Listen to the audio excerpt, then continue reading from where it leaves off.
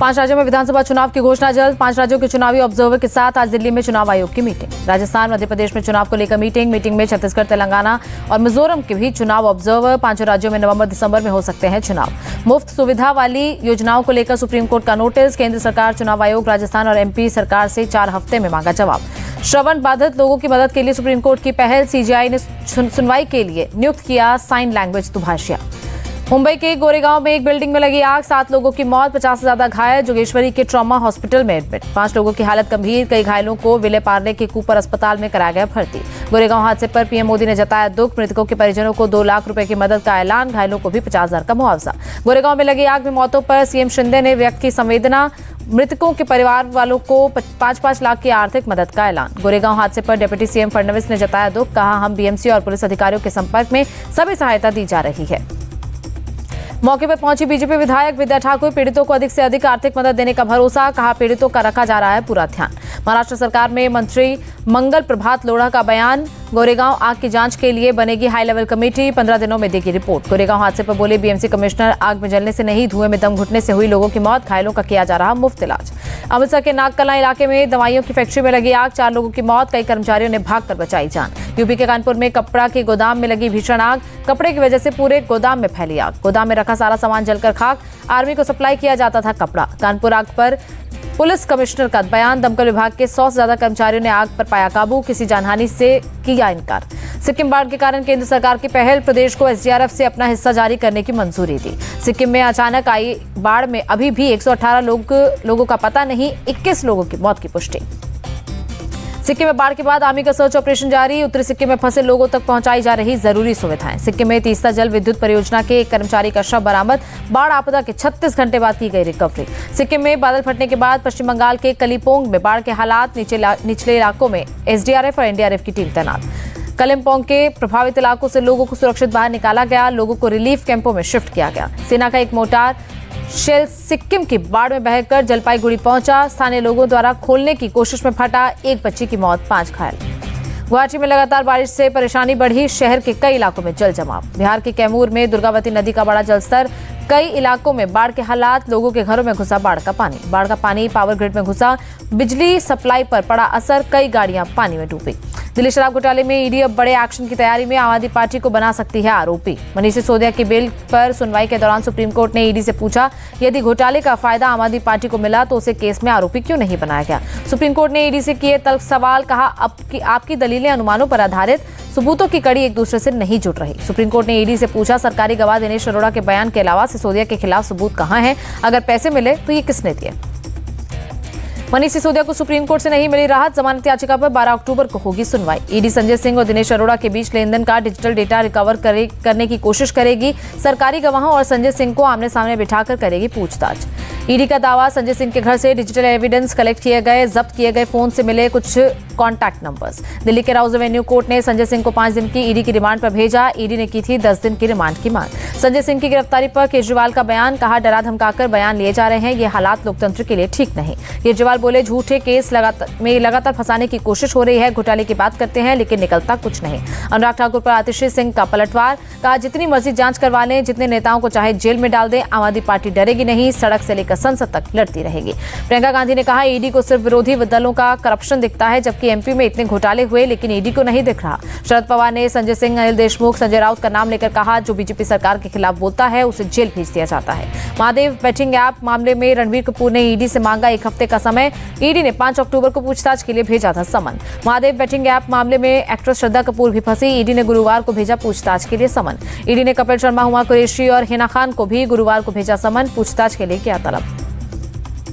Mahadev batting app मामले में 15 से 20 सेलिब्रिटीज ईडी की रडार पर। सौरभ चंद्राकर की दुबई में हुई शादी में शामिल हुए। यह ऐप को प्रमोट करने वालों पर नजर।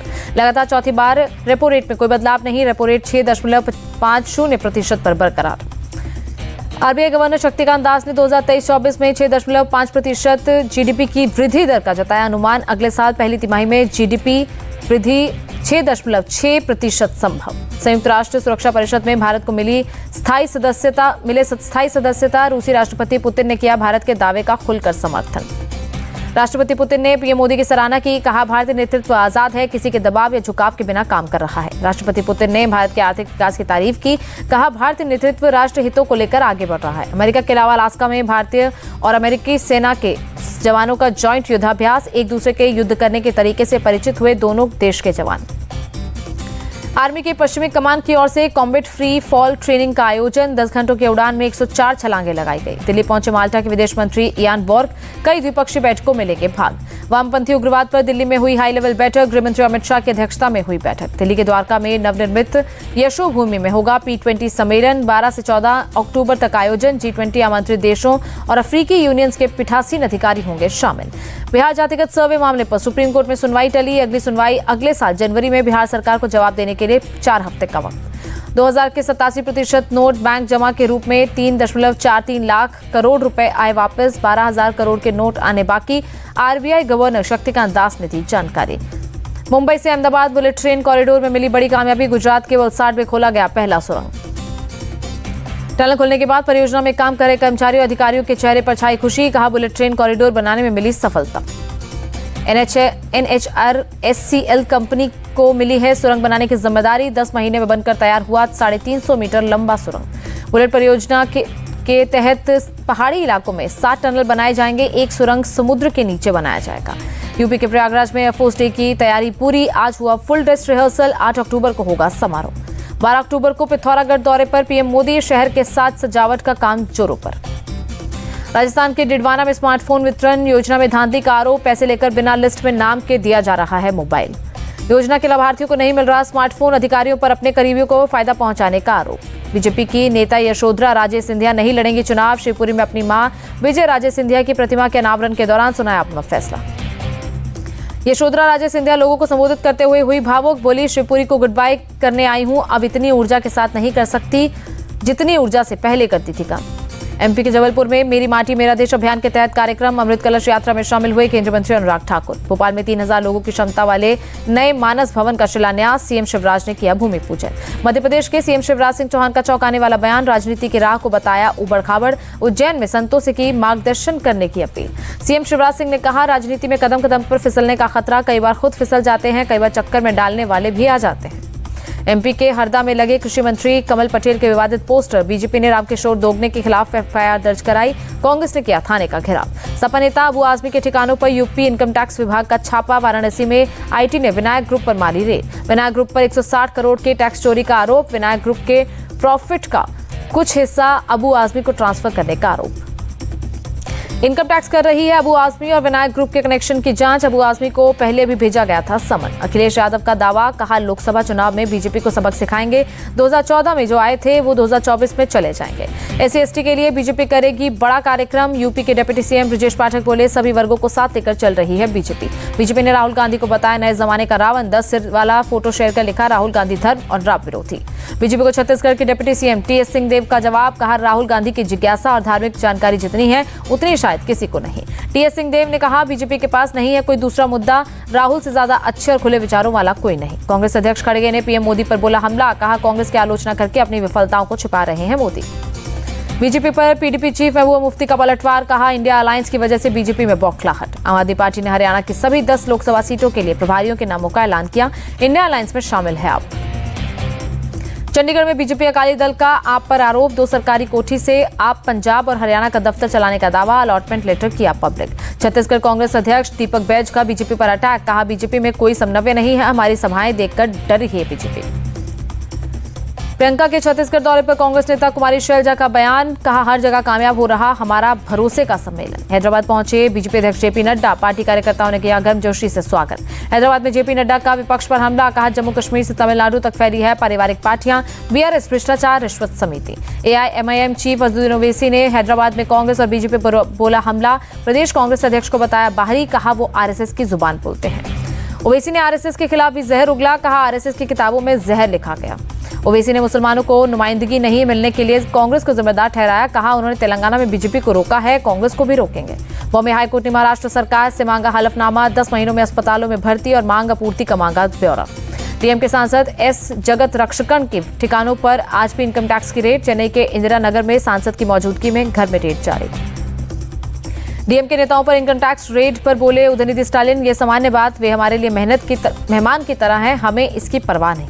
लखनऊ में आईएसबीटीआई का 48वां वार्षिक सम्मेलन, सीएम योगी आदित्यनाथ हुए शामिल। कार्यक्रम में बोले सीएम योगी, कोविड से पहले आधी यूपी में नहीं था आईसीयू का एक बेड, अब हर जिले में ये सुविधा उपलब्ध। अगले साल जनवरी में वाइब्रेंट गुजरात ग्लोबल समिट के लिए सीएम पटेल की 1-to-1 बैठक। दिल्ली में सियोल सेमीकंडक्टर के उपाध्यक्ष से की मीटिंग।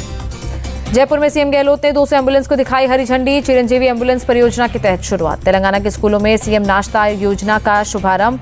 मेरठपल्ली के एक सरकारी स्कूल में छात्रों के साथ प्रदेश के मंत्री केटी रामाराव ने किया नाश्ता। नाला सुपारा यूएपीए केस में बम बनाने के आरोपी वैभव राउत को बॉम्बे हाईकोर्ट से जमानत। पुणे सनबर्न फेस्टिवल में धमाके की थी साजिश।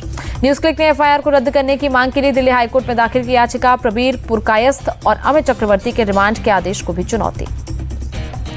आगरा में 2 छात्रों ने कोचिंग सेंटर के टीचर को मारी गोली। टीचर के बड़े भाई से हुआ था झगड़ा। घायल टीचर के कोचिंग सेंटर में पढ़ते थे आरोपी।